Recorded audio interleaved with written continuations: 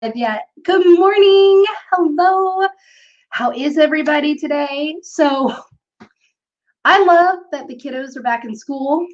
I think it's great that there are all kinds of ways that we can school our kids, but the drain on the internet is so, I don't know if it's just me, but I can feel it. So I have been having nothing but tech problems since kids in this area went back to school the other day. But I really am glad that they're all back in school. So how are you? When you're here, say hello. Let me know that you're here. I'm really excited about today. So last week we talked about where to put your focus, like how a simple shift in your focus can make the biggest difference in your business, and that shift means you do less to get more, right? But today we're going to talk about something that's super important to do no matter what it is that you're doing in your strategy. And I'm going to share some personal stories about it too, because I feel like people still struggle. They're like, well, Rita, I do what you say. Like I pick one thing and I go all in on the one thing, and I'm promoting one thing, I'm networking one place, I'm doing what you say, Rita, and it's still not working. So what else is happening? What's going on? So I thought that I would come here today and talk about this missing ingredient, right? Because I understand that it can be really easy to neglect this. I really do. I understand that it can be very easy to neglect this whenever you're promoting things in your business, whether they're services or they're products. But I think this is the thing that we lose sight of the easiest, that is the most important in your business. So when you're here, say good morning. If you're watching on replay, let me know that you're watching replay. I think I'm like broadcasting everywhere today because StreamYard picked everywhere today for me to broadcast. So hi to my family and my friends on my personal page. I think that this could help you even if you don't own a business. So you might want to stick around and watch if you have nothing better to do than to watch me.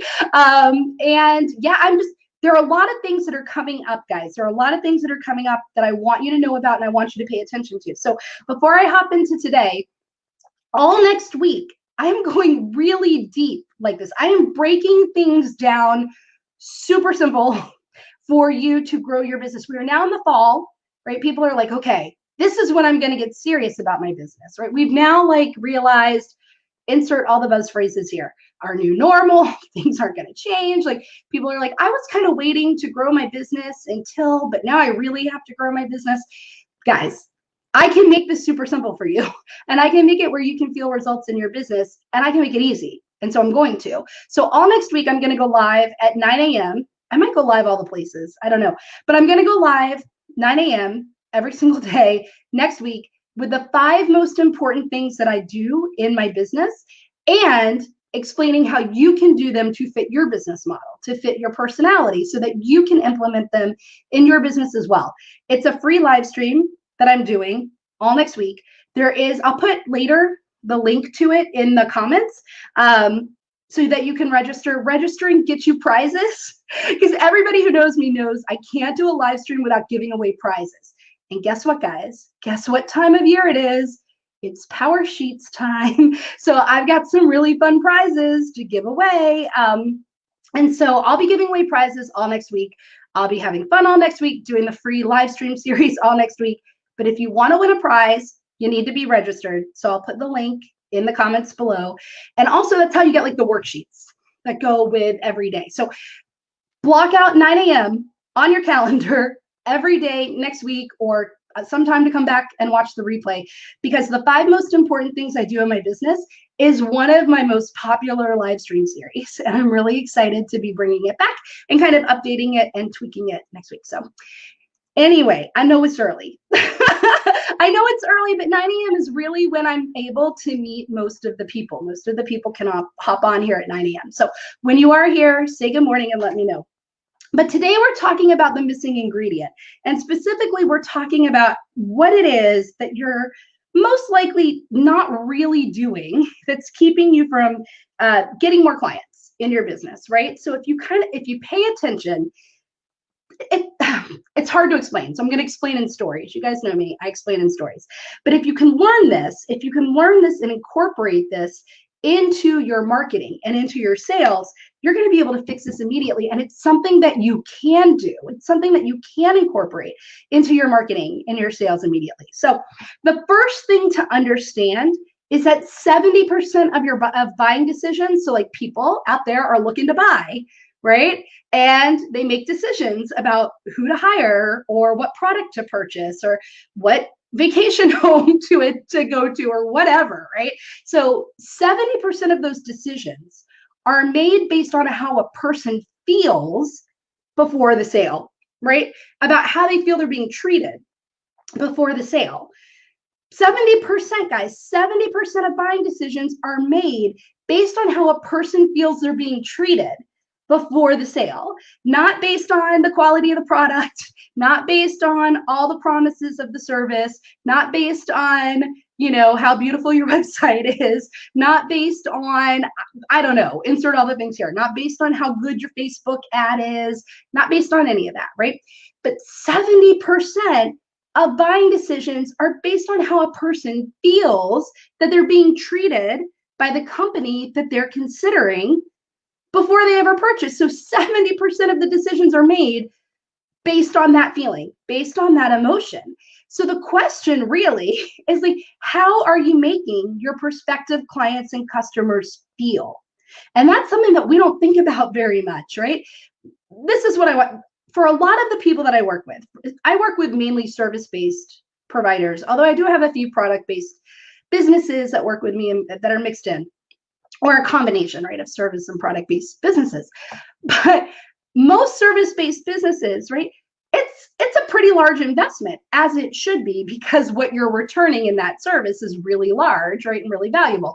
But making a financial investment in a product or a service can be scary no matter what the cost. Okay, so no matter what the cost is, saying, I'm going to turn my money over to this company. I'm handing you my money. I'm giving you my money. Take my money, right? That can be really scary.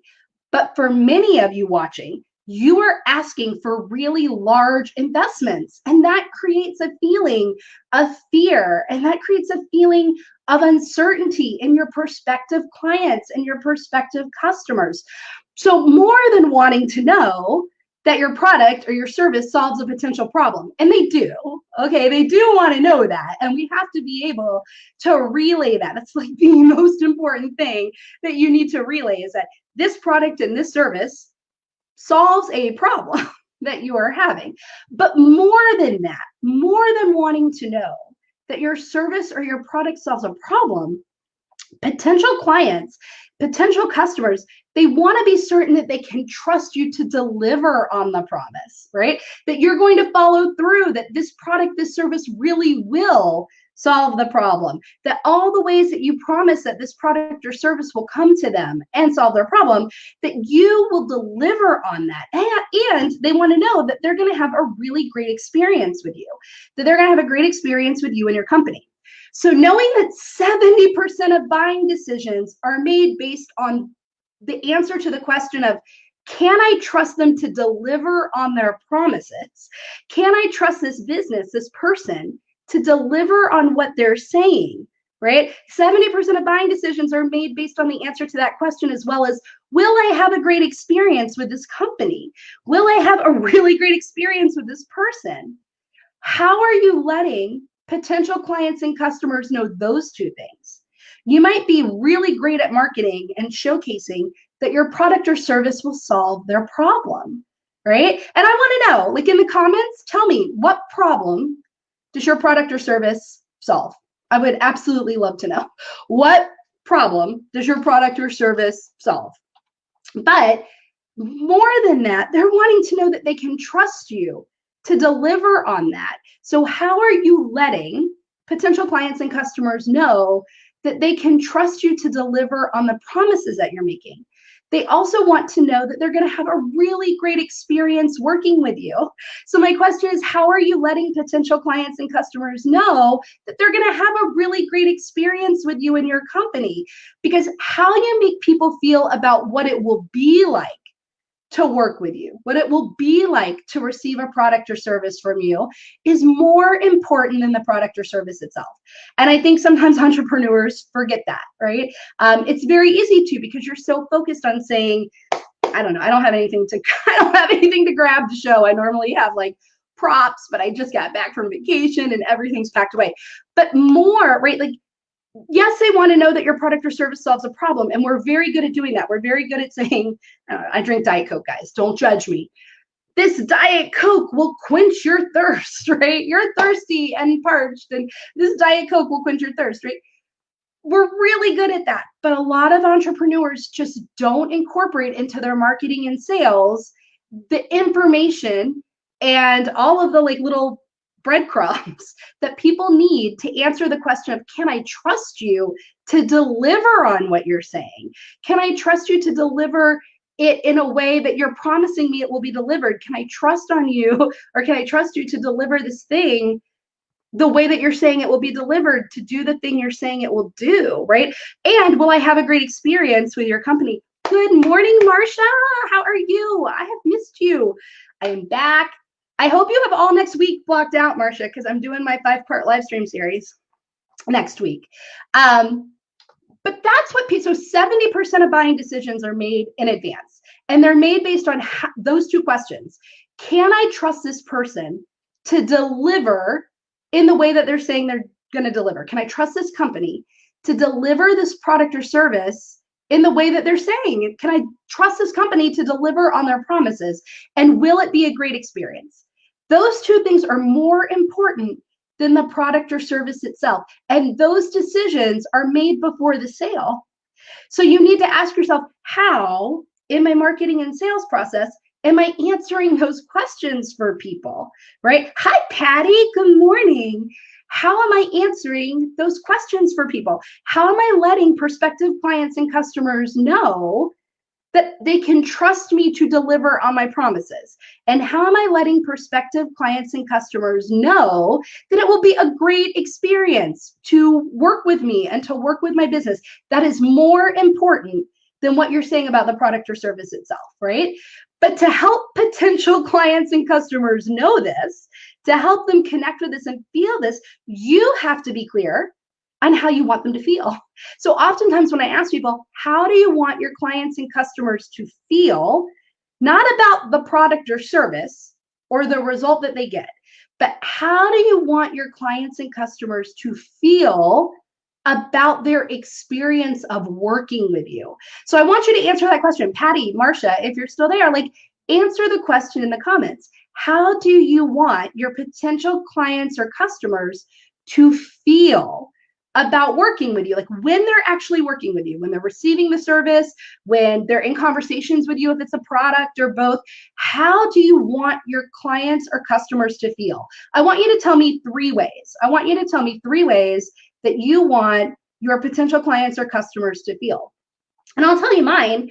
The way that I want potential clients to feel is seen, heard, and understood. That's how I want them to feel when they're working with me. And Patty and Marsha, you've both worked with me, so you can tell me if I make you feel that way, because that's how I want people to feel, right? I want people to feel seen, heard, and understood. And so I want them to feel that not just when they're working with me, but they need to feel that in my sales process, and they need to feel that in my marketing process. Because if they feel seen and heard and understood before they're my client, right, they're going to know, they're going to feel that way once they are, and it's probably going to increase, right? So Patty and Marsha, tell me, like, how do you want your potential prospective clients to feel when they're working with you? Not like about the result and not about the product or service, but about their experience with you. Pick 3 words. I want people to feel excited. I want people to feel understood. I want people to feel valued. I want people to feel like they're having fun. There's no wrong answer. And you might have more than 3 words, but I'm limiting you all. I'm limiting you all to 3 words for this live stream. But how do you want your prospective potential clients and customers to feel when they're working with you, when they're interacting with you? So again, not about the product, not about the service, and not about the results that they're going to receive, but how do you want them to feel when they're working with you? Because again, guys, if you're just hopping on, I saw a few people hop on, the way that you make people feel about what it will be like to work with you is what 70% of buying decisions are made on. They want to know that they can trust you to deliver on your promises, and they want to know that they're going to have a good experience with your business. And that's the way 70% of buying decisions are made. So you have to let them know that they can trust you to deliver on your promises, and they have to know that they're going to have a great experience with your business before they purchase. So how are you doing that? How are you letting them know that? And one of the best ways is to know, how do I want them to feel? How do I want them to feel when they're working with me? So Patty says, I want them to feel excited, I want them to feel understood, and I want them to feel valued. If I had 3 thumbs, I give you 3 thumbs. I give you 3 thumbs up, right? Marcia says, I want them to feel comfortable to put themselves. So I want you to turn that into 3 words though, Marcia. So comfortable, but comfortable, is it trusting, right? That sounds like trust, right? I want them to feel open, trusting, right? Vulnerable, right? Maybe that's how you want them to feel, open, trusting, vulnerable. So really comfort can mean a bunch of different things, right? So really define that, right? I want my clients, when they're working with me, I want them to feel trust. I want them to feel heard, I imagine, right? Because that's part of what will make them feel comfortable. I want them to trust me. I want them to feel heard. I want them to feel safe. Would that ring true for you? Does that sound true for you, Marcia? Those are 3 words that come up for me with you. Trust. I want them to feel trust. I want my clients to feel heard. And I want my clients to feel safe. I think your clients really need to feel safe with you to be able to have those conversations, right? So do you see how when you know what those 3 words are, and again, you might have more than 3, but like focus on the 3, right? When you have those 3 words, you can ask yourself, how am I letting people feel this way in my marketing process? How am I letting people feel this way in my sales process? So Marcia, you know me, guys. I find paper, I write things down. So Marcia, we're going to go with safe, heard, right? Safe, heard, and trusting, right? Trust, safe, heard, and trust for you. So Marcia is the safe, heard, and trusting, okay? All right. So Marcia, in your marketing and sales process, you need to make people feel safe. You need to make them feel heard. You need to let them know that they can trust you. So what are some of the ways that you can do that in your marketing and your sales process? Right? So, I mean, I'm just going to start spitballing some out. These might not be your answers, right? I'm just going to spitball these out to put them out there, but you can have your own answers, right?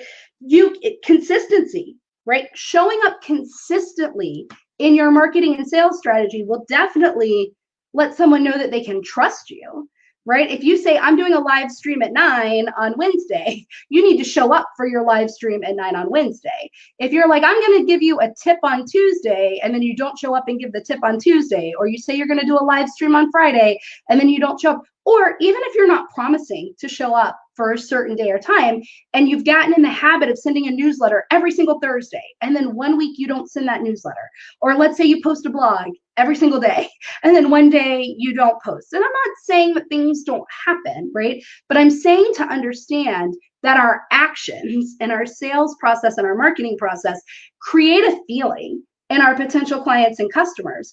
And that can make or break whether they trust you and whether they feel these ways that you want them to feel.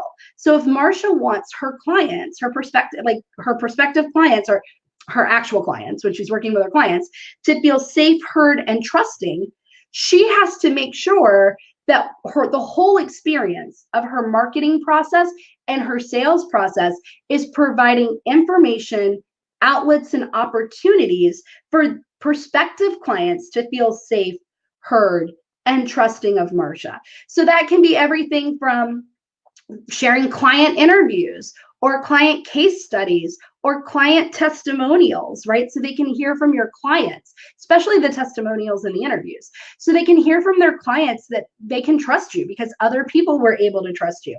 Showing up consistently, delivering on your promises in your marketing, delivering on your process in your sales, right? In the way that you interact with them in a webinar or a live stream, or their comments, or when you're commenting on other people, or when you're having one-on-ones, or when you're interacting in a group, you need to say, am I making people feel safe? Am I making people feel heard? Am I making people feel trusting? Is my process and the way I'm doing things in my sales and marketing, all of those things that go there with networking and relationship building and everything, am I doing that? So Marcia, how does that sound for you? Does this give you some ideas of some things that you need to be doing in your marketing and sales? Oh, Patty, Patty Hart. Patty says, I feel seen, heard, and understood working with you. Good. That's my most important thing, right? I think that that's something that most people just want to feel in life, right? People want to feel seen. People want to feel heard. People want to feel understood, right? So Patty, for you, you want your perspective. Well, you want your actual clients. When your clients are working with you, I'm writing this, you know me, Patty. I'm a big grab an envelope and write it down. Yeah. You want, right, your clients, when you're working with clients, to feel excited, and you want them to feel understood, and you want them to feel valued, right? So how can you weave that into your marketing process or your sales process, right? This can be sending handwritten notes, handwritten cards, or even personalized videos through, there's so many services now that are so fun. And I'm signing on with one. I don't remember the name of it. I mean, I remember it starts with a B, but I'm gonna be doing a lot of personalized stuff, because one of the ways that I also, in addition to having clients feel seen, heard, and understood, I like them to feel valued. Right? So if I want my clients to feel valued, I need prospective clients to feel valued, right? And so I shout them out for their contributions. I put spotlights on them. I send them little handwritten cards. If they're active in my community, I send them little gift cards. You guys know, if people are active on my live streams, or like next week, right? In my 5-part free live stream series, I'm giving away all kinds of prizes, right? You guys need to be there every day at 9 though to win, and you need to be registered. These are good prizes, guys, because it's Power Sheets time. And so they're good prizes, right? But Patty, and so the same thing, if I wanted people to feel excited, right, I would make sure that my sales and marketing process feels exciting. I would be energizing people. So how can you do that? What's Patty's way of doing that, right? Rita's way of doing that is like prizes and fun events and Facebook Live extravaganzas, and when I can, in-person events and in-person prizes, and like the way that I make people feel valued and maybe even excited, right, is to call them out, like share about their business, let them know I appreciate their contributions to the community. I'm starting a new spotlight feature in the group for this, right? So ask yourself, like, how can you, Patty, in your marketing and sales process, allow people to feel excited, allow people to feel understood, allow people to feel valued the same way that they will when they're your client? Does that make sense? So Marcia says, I can tell you that she does all that. Oh, thank you. I love my clients, guys. I love you all. I love you all. I love you all so much. I love you all so much. So if you're watching this silently, I want you to, or you're watching on replay, I want you to share your words, because I'll talk it through with you in comments, right? But how do you want clients to feel when they're working with you? Or how do you want customers to feel when they receive your product, when they're interacting with your company? They have to feel that way in the marketing and sales process. So I'm going to give an example of where this went really wrong, and it cost a business $35,000, okay, of my money. It cost a business $35,000 of my money. Many of you know I am on the road to becoming a professional speaker, right? So a couple of years ago, I became really interested in this high-end program for professional speaking. And to participate costs $35,000. Now, that's a significant investment. I don't care how much money you generate in your business. Paying someone $35,000 for a service is a significant investment. But I knew, right? I knew that the value that I could receive from this program would far, over time, right, far exceed the investment that I would make in the program. And so, of course, I started trying to understand, could I trust this company? Could I trust this company to deliver on their promises? Would it be a good experience to work with this company? So I started researching, right? I read testimonials, I read case studies, I read their copy on their website. They had a Facebook group. So I was in their Facebook group, kind of watching things that people were saying in their Facebook group. I really read about the program, right? So yes, I did look at what the program offered, right? And I knew, yes, through information, through testimonials, and through case studies, I could validate that this program, right, this $35,000 program that I was contemplating investing in was indeed the comprehensive solution that I was looking for. But, right, if I'm going to pay $35,000 to work directly with a coach, right, to work with somebody, I have to make sure that my personality and their personality click, right? I have to make sure that our values align. I have to make sure that our beliefs align, because I was going to be interacting with this person almost every single day for a whole year. You know what I mean? So it was great that the product or service, that I could validate that the service, the speaking coaching, would indeed, and that the whole program, right, would indeed solve my problem, right? But what I needed to know is, how are they going to deliver it? Is it going to be a good experience? Am I going to enjoy my time with the coach? Am I going to enjoy my interaction in this program for $35,000? I wanted to, right? So I emailed her, because I was like, if I'm going to work with this coach every day for a year, I kind of want to see if I can get on the phone with her or have a call with her, something, right, that will let me know, because I didn't have much exposure to her. And all over, although there was a lot of information online about the program and the company and the product and the service and all of that, there was not a lot of her online, right? There wasn't a lot about who she was as a person. There wasn't a lot about her values. Like, there wasn't a lot about any of that floating around online. So I emailed her saying, I'm really contemplating this program. Like, I really think this program could change my life. I would like to get on the phone with you, though, and have a conversation with you, right, before I pay $35,000 to you. Now, I didn't get a response back, right? And I thought, well, that's not a huge deal, because they're in the middle of a big launch. And for any of you that have ever, right, had a big launch, right, you know what that can be like. I'm going to stop for 1 minute, because Marcia says, I'm finding that people have a problem posting something with their name on it saying they use my service. So I had some of the same problems, Marcia, when I was a dating coach. It was amazing how many people didn't want to tell the world that they had used a dating coach to find love. So part of it is at the beginning saying, hey, would you be okay if I use your testimonial, or if I use your whatever with your name? Here's why you can feel comfortable with that, right? But if they're like, oh, I don't want to, I just changed the name, right? I just used like a stock photo and changed the name and said identity has been changed. But at the same time, I said, but if anybody wants to validate that and talk to you privately about your experience with me, would you be open to that? So like, I remember one client got engaged, and I was like, I have to share this. I have to share. I'm a dating coach. You're my client. You just got engaged. I have to share this. She's like, yeah, but I don't want my name on that. And I don't want my guy to know I used a dating coach. And I don't want my family to know I used a dating coach. So what we did was we used just a picture of her engagement ring, right? So we used like it wasn't a stock photo, but it was a picture of her engagement ring.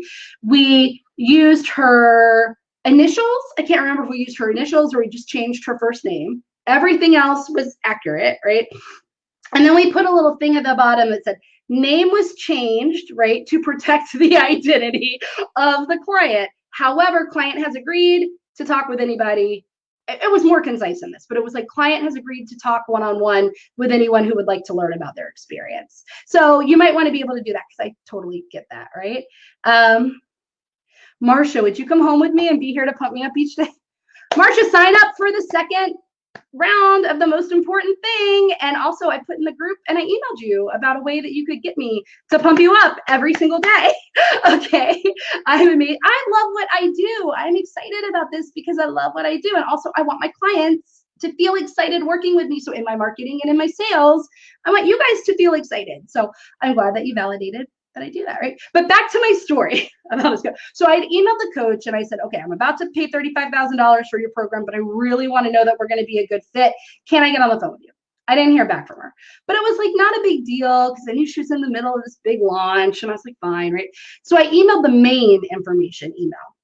And I got this auto reply, right, with like frequently asked questions saying, hey, we know you have all these questions about the program. We're having a webinar tomorrow. Here are all the answers. And I was like, oh, it's a little frustrating that I can't get a person, but I get it because this is a big company. So I'm like, they're probably getting hundreds and hundreds of emails about this program right now.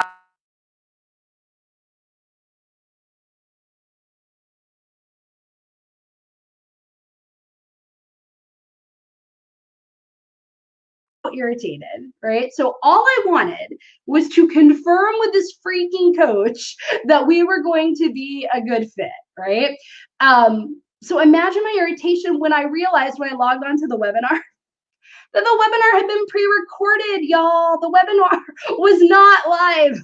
The webinar was like from the last year's launch or something like that, right? And there wasn't even a portion where they came on to answer questions live. So sometimes when people repurpose, right? If you're going to launch the same thing over and over and you're going to do a webinar, I don't really like this, but I get it. Some people just recycle the webinar. It's like, okay, cool. We're just going to replay the webinar from last year, but they're active. They're live in the chat. And then they come on at the end and say, we're here live to answer your questions live, right? That didn't happen here. There wasn't any of that there. So I was so not only had I emailed this coach and didn't get a response back, then I was like, fine, I'll email the main information line. And I got automated message back with answers to frequently asked questions, directing me to the webinar. And then I joined the webinar. It's like pre-recorded. And it took me 20 minutes. They did not lead with that. That was also a sign. That was a red flag that it wouldn't match my values that I ignored, right? I mean, I didn't ignore it, but I didn't let it make my decision right away. But it took 20 minutes for me to realize it wasn't live because they were trying to make it look like it was live.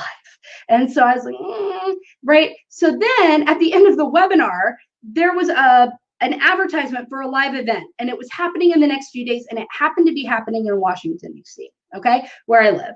And I was like, oh, fine, right? The live event will be a great way for me to know if I really like this woman, to interact with her face to face, for me to see if I really want to pay $35,000 for this one. I was really ready to call it quits. I was kind of like, maybe I don't want to do this. Maybe I don't want to do this program.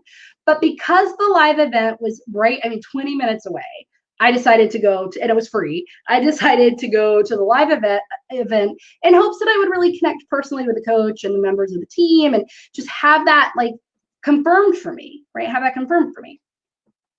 I got to the freaking event and like access to this coach was on lockdown. Okay. You could not find her anywhere. She was like in a green room behind the stage, something like that. Right. But her team was available. Okay. So I was like, okay, I can talk to her team. But talking to her team was like talking to a brick wall. Okay. It was like talking to a brick wall. Every time I asked a question, it was just a canned response. Right. I was like, oh, so blah, blah, blah. And I would add in things that were really personal. Like, so could this help me because my business model is this? Would this work because my personality is that? And they were just giving cut and paste answers, right? Cut and paste it. You could just tell. They were, in fact, they had like a little script in front of them, right? Some of them did. And so they were just giving like cut and paste answers to this stuff. It was really, really irritating, right? I was like, oh, then as I sat there and realized I'm not going to get the answers to the questions I want. So I said, okay, thank you. You know, I'm not sure that this program is the right fit for me, but I appreciate your time. Then this woman that I was talking to went all in on hard sales tactics. And anybody who knows me knows I hate hard sales tactics. But she started saying things like, oh, well, you know, if you're really serious, if you're serious about becoming a professional speaker, if you're serious about your business, you wouldn't walk away. You would totally sign up today, right? Or I said, yeah, you know, $35,000 is a lot of money, and I haven't gotten the answers that I want, so I don't think I'm going to do it. But even if I did, I couldn't sign up today. I need to talk to my husband about it, right? Because my husband and I have this rule. We can, if you guys have ever watched the live videos of my husband and I setting our yearly goals together, they're incredibly fun. But one rule, and it's like a random rule, there's no purpose to this. I mean, there's a purpose, but there's no rhyme or reason to the rule. But we set a rule that anything over $100, we just have to tell each other that we're going to do it. It's not that we have to get permission, but like we want to inform the other that we're about to buy this thing over $100 and just make sure. Because there was one day that we both went and made a really big purchase. And we were like, oh, We didn't realize we were both going to go make a big purchase that day. Maybe we should talk about this kind of stuff, right? So we came up with a rule that anything over 100, we're just going to inform, right? So I said, even if I wanted to sign up today, even if I did, I need to talk to my husband. And she came back with, is that the kind of marriage you have? Is that the kind of marriage you have where you have to ask your husband for permission to live your life? And I was just like, oh no. And then she really quickly said, if you don't get our help, your business is going to fail. Your business is going to fail. I can just tell from what you've told me so far, Rita, you are undercharging and you are making terrible decisions in your business. And that's when I stood up and I walked away. I didn't say anything. I just walked out of the event, right? Look, when I first reached out to the company in the first email to say, hey, I just have a few questions, I was 90% yes for that program. I was 90% yes to pay $35,000 for that program. And within a matter of days, they lost my sale. And not only that, they lost future business because I would have worked with them if it had been great. Were future programs, future things they did, and I would have referred them probably, right, to other people.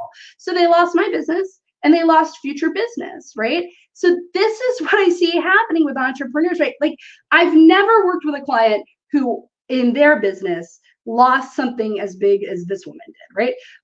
Or anything that's on par with this. But I see many entrepreneurs who are losing a good amount of money before a potential client even ever engages with them in any way. So before they even talk to a prospective client or a prospective customer, they've lost the sale. They've lost the sale. And it has nothing to do with their offering, and it has nothing to do with their prices, and it has nothing to do with their audience, and it has nothing to do with logistics or, their product or their service. The truth is, these lost sales have nothing to do with any of that and everything to do with their marketing and sales process, right? So even though these business owners are making a connection to their audience emotionally that shows that their product or service will create a result in the life of that person, so the person feels like, yes, this service, this product is what I need. It will change my life. And they're so close to signing. The reason that then the sale doesn't come through is because the entrepreneur, the business owner, is failing to give the most important information that this prospective client or customer needs to make a decision. And again, that information is, can I trust you to deliver on your promises? And will it be a good experience to work with you? What will the experience be like to work with you? So how are you doing that? How are you making sure that you provide that to your potential clients and to your potential customers, right? Because look, if my experience before this company, right, got my money was that they didn't return my email, they gave me canned responses, I couldn't ask the coach a client, I couldn't even get in front of the coach personally, they kind of were shady and lied about their webinar being live, right? They didn't have opportunity for potential clients and customers to ask questions. If that was my experience before they got my money, what would it be like after they got my money? It wasn't going to be better, right? I didn't think that suddenly they were going to treat me better because they got my money. You think that most people treat people better at the beginning so that they can get the money, right? So I was like, well, if this was my experience before, right, it was very clear that the business cared nothing about me. They did not care about making my life easier. They were making my life more difficult, right? Because their entire sales process, like auto replies and pre-recorded webinars, it was all created to make their life easier. So is your sales process, is your marketing process created to make your life easier? Or is it created to make your potential clients and customers' life easier, right? They didn't value me because they didn't think somebody investing $35,000 was important enough to warrant real-time interaction. So I didn't feel valued, and I couldn't trust them because they manipulated the recorded webinar to make it appear live again. And they purposely made me feel bad about myself, y'all. They were like, you are making bad decisions. What kind of marriage do you have? Like, your business will fail, blah, blah. Like, they made me feel bad about myself. That was their marketing and sales process. So I thought I would feel 10 times worse if I became their client, right? Information that customers are ultimately seeking is what is missing from your sales and marketing process. You have to know, how can I put into my sales and marketing process what it will be like to work with me, what the experience will be. This is where having free live stream series like this, or free live stream videos, or having interactive webinars, right? Or master classes. If you're a coach, especially if you're a service provider in any way, people can get a really good understanding of what it will be like to work with you because they're interacting with you, right? If maybe you have a master class, or you have like so I do a lot of master classes, right? I don't know how many of you have ever been on the master class with me before. Marcia says, did she ever reach out to you? No. Did she ever reach out to you after the live event? I never connected with that coach. I connected with her team, right? And I walked away from her team. I did get an email message from that team member that said, Rita, the doors are closing to sign up for this program. And if you don't sign up, you are making the biggest mistake of your business. So yeah, they emailed me, but it was like a double, right? Telling you guys, telling you. So like the sales and the marketing process, you have, so this is where, like, if people want to feel heard, if people want to feel trusted, if me doing live videos, if I want you to feel excited when you work with me, which I do, if you feel excited here, you're like, ooh, what is it going to be like when I work with Rita? I'm probably going to be super excited. If she makes me feel this excited before I'm a client, how's she going to make me feel after I'm a client, right? If I'm already listening to you, interacting with you, taking time to talk with you and answer some of your questions before you're a client, right? You're gonna be like, wow, that's incredible that she gives this level of service to people that aren't even her client, that she shows up like this for people who aren't her client, right? If I'm consistent in my marketing and sales, you're gonna be like, she's gonna be consistent with me, right? If I focus on you, right? If I want you to feel seen, heard, and understood, that has to be sprinkled throughout everything I'm doing in all of my posts and all of my newsletters. That's why all of my newsletters are reply back and let me know, right? Hit reply and answer this question and let me know. And for every person that hits reply and answers, I write them back. I'm like, thank you so much for sharing this, blah, blah, blah, blah, blah, blah, blah, right? I want them to feel heard. I want them to know that I saw that they took the time. For every Instagram comment I get, because I come back through these lives and I comment on every single comment, even if it's just a hello, even if it's just a happy face, right? I comment on every comment because I want you to feel seen, heard, and understood, because that's what it's like to work with me, right? So I want you guys to be asking, like, how are you doing this, right? And so I had a client, right? So it sounds weird when I say that I work with clients to divert their attention away from the sale. Okay, so I work with clients and I say, don't focus on the sale. Don't focus on the sale. And I know that seems weird because I'm also online a lot saying you're not selling enough. You're not selling enough. But these two thoughts are not mutually exclusive. You need to sell more, but your focus needs to be diverted away from actually getting the sale. Okay, so because again, more important than the sale is that emotional connection that you're making with your audience and community. The relationship that you're building with them. Relationships build business, right? Not sales. Relationships build business. So you have to allow the space and you have to cultivate the patience, right? For those to form. You need to like be certain that your business is going to succeed, but be detached from like any one person becoming a sale. So it's not this person is a sale.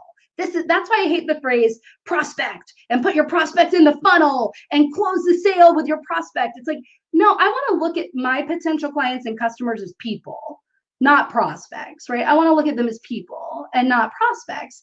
And so I work with my clients and I say, look, yes, we need to sell more, but also let's not get attached to where the sale comes from. Be 100% confident and certain and sure that you're going to make the sales you need, but don't be attached to who becomes your client or your customer, okay? And instead, we're letting go of those expectations that any one person will become a client or customer. And that's where the magic happens, because you can just start treating that connection like a person instead of a prospect, right? And I'm not saying don't sell if someone's ready to buy, or if somebody's ready to buy, so, but I'm saying you need to shift your focus from transactional to long-term, right? So the way that you can do this, the way that is really helpful to allow this relationship to form, to create these deep relationships, to start building that trust that we were talking about, to let them know that it would be a great experience to work with you, is to learn about your prospective clients, to strengthen your relationship with them with what you're learning, right? Before you ever even start talking about a sale. So like a client of mine, I'm gonna tell a client story, was dismayed. She was really upset that she had I remember she had a lot of sales calls that month and it didn't result in any new work, right? No one said yes. And I asked her, where did these sales calls come from? So most of them came from a networking event or from a referral.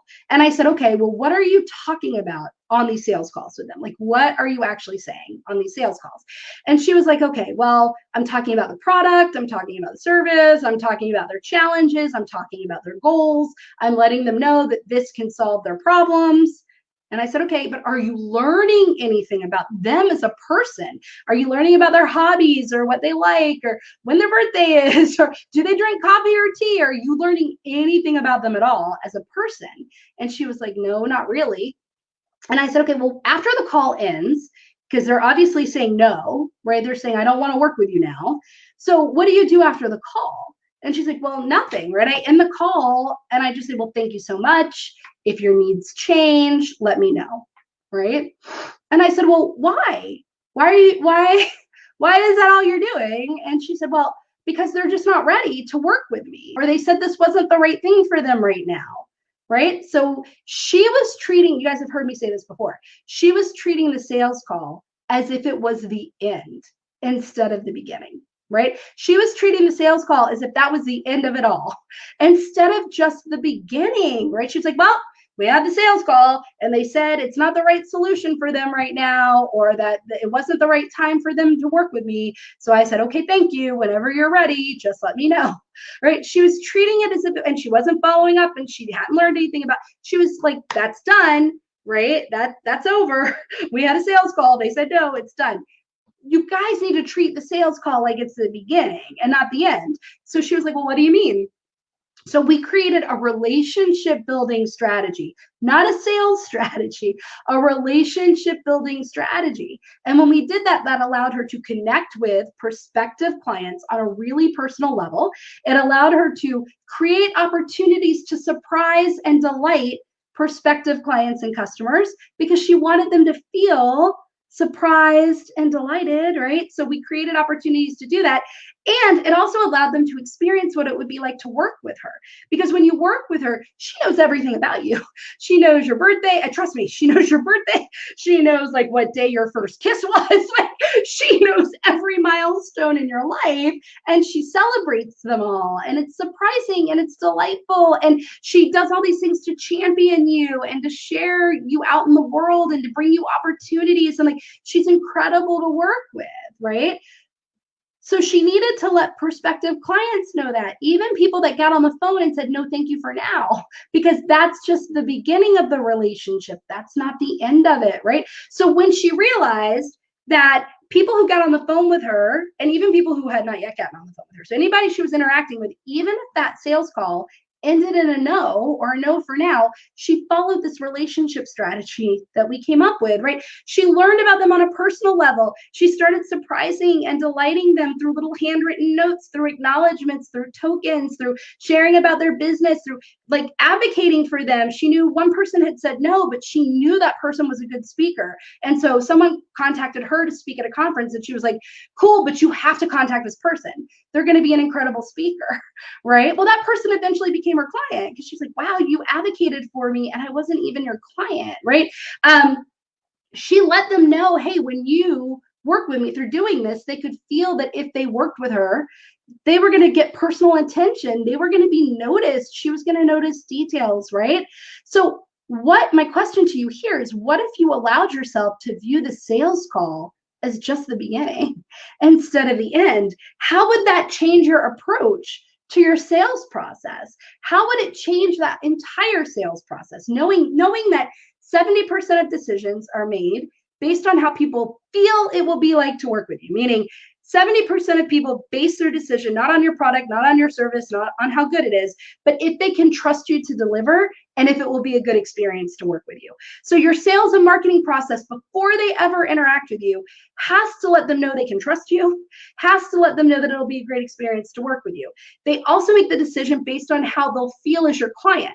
So when they're your client or customer, you have to say, how do I want them to feel? And you need to make them feel that way throughout the entire sales process, right? You need to make them feel that way from their first finding you all the way through, including after they say, no, thank you, not now, right? So do you see what I'm saying? Like, this is what you guys need to be doing. And a great way to do that is to say, wait, this sales call that ended in a no for now, that's just the beginning. So one way that it changes my clients' sales process is on the sales call, like, or when people go to click on the link. So most people have a link, right? You click on the link, you schedule the sales call.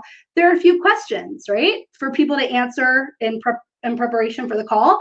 They insert some personal questions, like what month and day is your birthday, or what's your favorite flower, or coffee or tea, or whatever, so that they know and they can like send little gifts after the call or acknowledge or something like that, even if it results in a no. Does that make sense? So another way is through your posts and through, let's talk about marketing, right? Because we've talked a lot about the sales process and making people feel this way in the sales process. This parallels so perfectly with my work as a dating coach. So as a dating coach, one thing I did was I helped clients write better online dating profiles, right? Online dating profiles are full of what I refer to as empty adjectives. Who knows what an class? Who knows what an empty adjective is? Who knows? Does anybody know?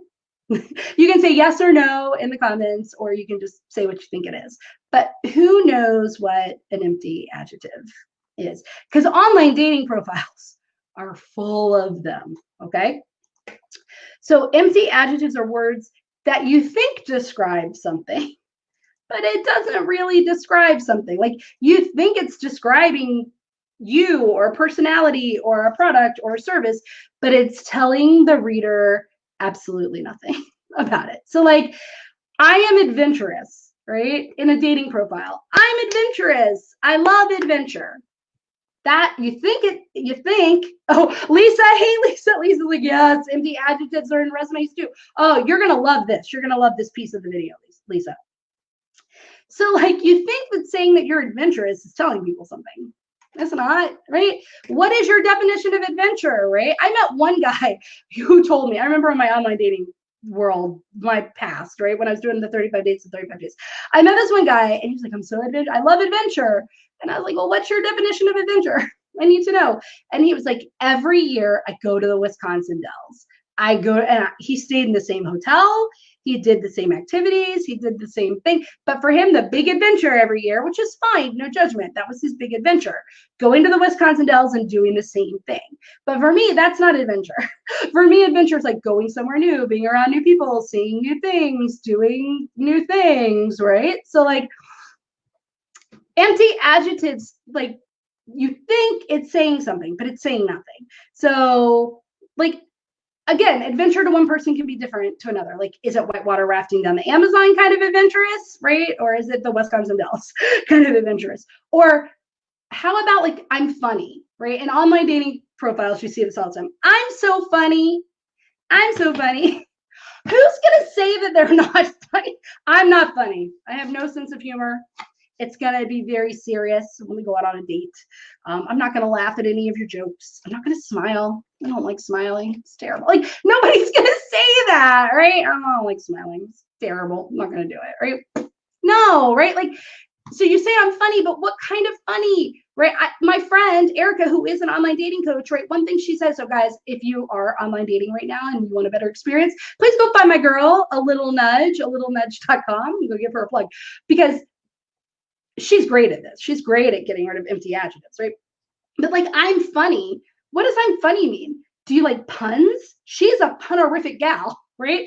But she hates sarcasm. So like, do you like puns? Do you like slapstick humor? Do you like sarcasm, right? Like, the definition of funny to one person can be really different. So the point of this is that as much as you can in your marketing process, you want to show instead of tell. Because telling I'm adventurous, right, really tells me nothing. right? But saying, I hop on the back of my motorcycle any chance I get, and I love to drive through the mountains on curvy, windy roads, that tells me a lot more than I'm adventurous, right? And it will attract other people, right? So a little dating, if you're free, this is a little dating advice, right? It will attract more of the right fit people, right? Instead of saying, I'm funny, I'm humorous, I love humor, right? Tell a joke.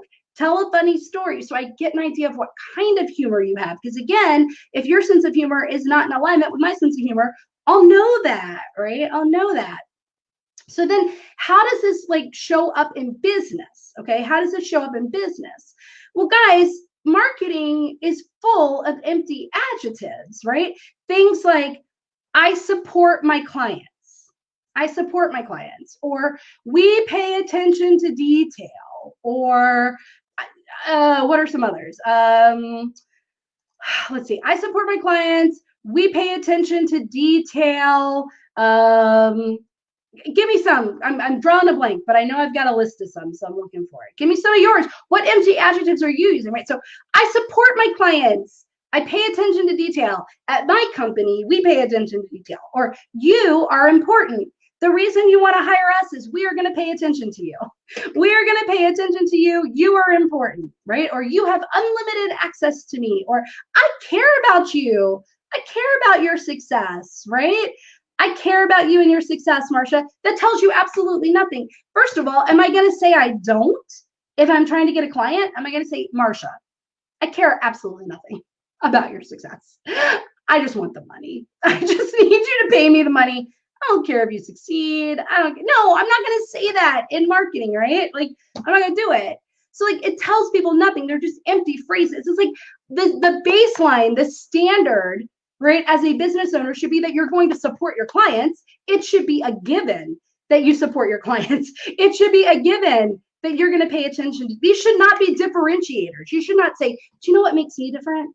I pay attention to detail, right? That's not going to differentiate you from anybody else because everybody else is saying that they pay attention to detail because it's just a standard that you would assume that a company is going to pay attention to detail, right? So things like, I support my clients, we pay attention to detail. You're important. You have unlimited access to me. I care about your success. Those are all empty marketing phrases, right? Empty marketing phrases. So you need to tell a story that will show that. If you tell a story about a time you supported a client, then it's really going to show me how you support a client, right? If you tell me a story where you paid attention to detail and it made a difference, right? I'm going to know, is it that you caught an important typo for a client? Or did you notice that they were feeling a certain way and sent them flowers and then that person was able to go do big things, right? Tell a story about a client's importance. Tell a story about somebody that had unlimited access to you and how that helped them, right? Tell a story that illustrates that you care about success, right? Because we already know that they're deciding, is the product or solution the right fit, right? Can this product, can this service give me the result I want, right? But now they're feeling out, can I trust them to deliver on the promise? Can I trust them? And will it be a great experience to work with them? What will it feel like to work with them? They're investing in you. Again, guys, they're investing in you. They want to feel secure that you're going to deliver on your promises, but you can't just tell them that. You have to show them that. And it's the showing that will differentiate you. Does that make sense?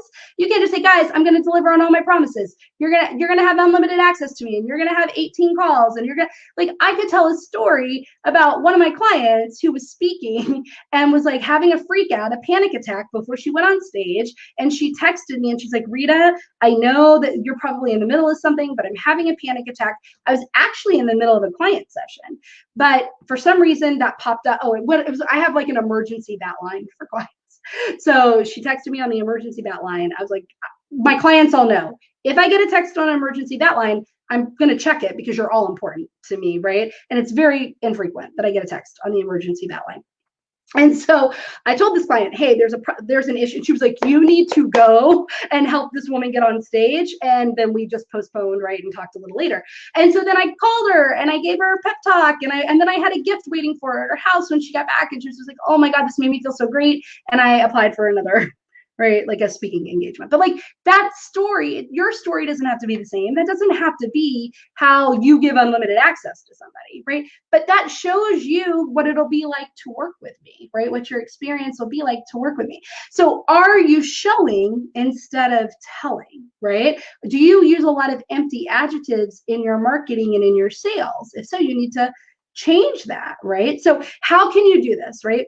Detailed testimonials from past and current clients, but have some that focus on their experience of working with you more than the results that they achieved. So yes, you want to have some testimonials and you want to have some interviews around the results people got from working with you, but also have some that talk about the experience of working with you. How did that person feel as your client? How did they feel during your time together, right? Case studies that illustrate your how and illustrate all of this through showing, right, instead of telling, through telling these stories, right? How do you make clients feel important? How do you support clients? How do you invest in your clients' success, right?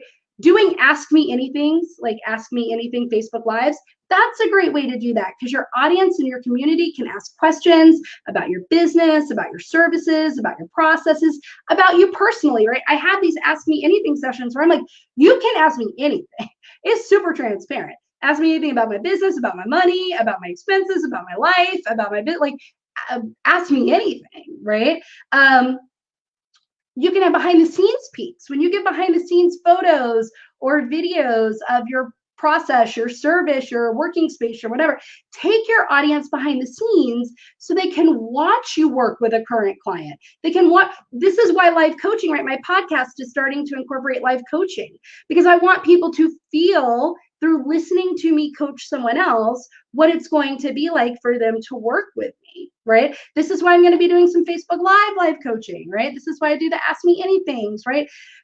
This is why you want to allow people to sample your work. So do some trainings, do some webinars, do some workshops, provide videos, provide other materials for free. You can do it for a low cost too, but a lot of them for free so that people can sample what it will be like to work with you, right? Not only does this give them the feeling of like right now, what it would be like to be your client, right? But it also helps solidify you as an expert who can solve their problems. And that reduces the risk of an investment in you, right? So learn details about your prospective clients, learn details about them so you can surprise them and delight them as much as possible, right? Demonstrating that you pay attention to them and how much you care.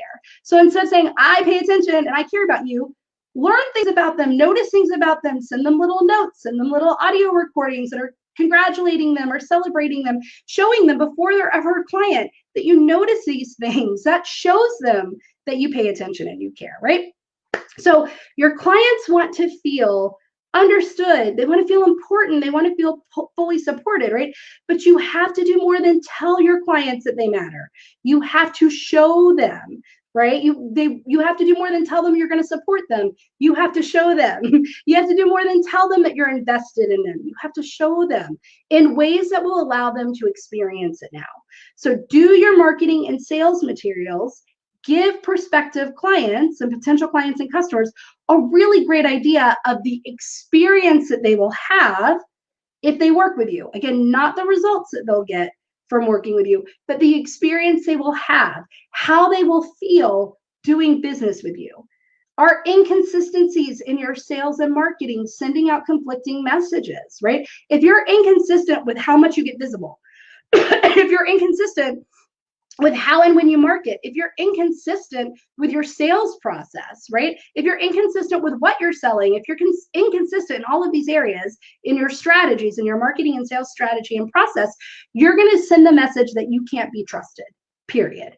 You might feel that you won't, and clients might not even consciously recognize it, but they will feel like you can't be trusted, right?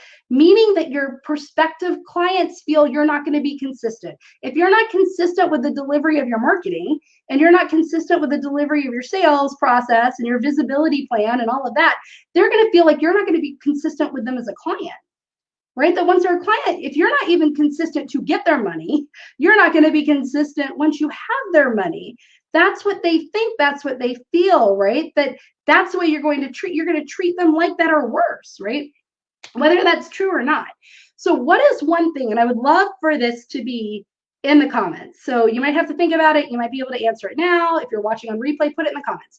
What is one thing that you will do to align your marketing and sales actions with how you want your clients and customers to feel when they're working with you? So it can be, I'm going to share more testimonials about the experience of working with me, or I'm going to do a live coaching session, or I'm going to do an Ask Me Anything session, or I'm going to share a case study about what it's like to work with me, or I'm going to share a story that illustrates some of the things I say that I do for my clients. I'm going to share some stories. Like, what is one thing that you're going to do based off of this to let customers experience and potential clients and customers experience all of this stuff before they ever even maybe interact with you, right? Or before they become your client or customer? I want to know. Put that in the comments. I'm going to be looking for it, Marsha. I'm going to be looking for it, Patty. Be looking for it, Lisa.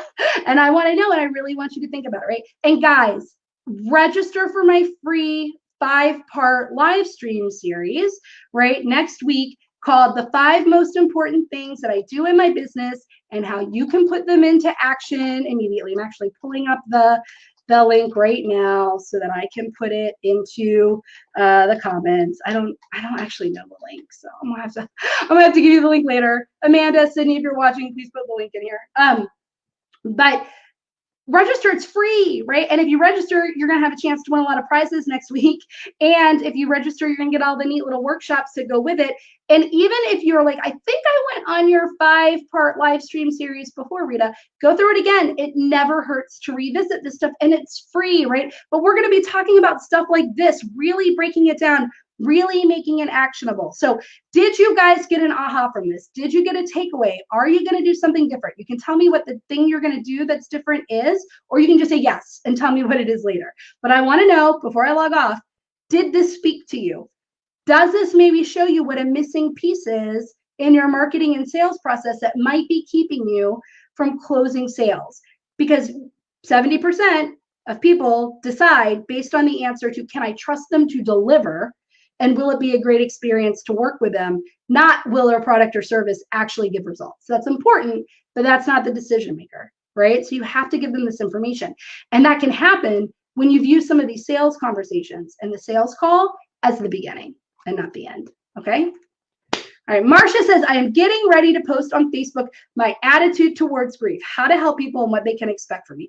Awesome. Don't tell them though, show them, paint a picture. I was working with a client and the client blah, blah, blah. And this is what I said. And this is what I did. And because of that, she was able to X, Y, and Z. That's going to be the best way to do that, Marcia. I love that you are doing that.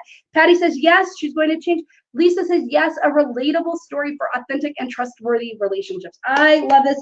Guys, I got to go. But all next week, I will be live 9 a.m. every day here, Monday through Friday next week.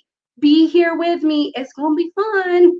All right. Take care, everybody. Have a great day. I will talk to you soon. Bye.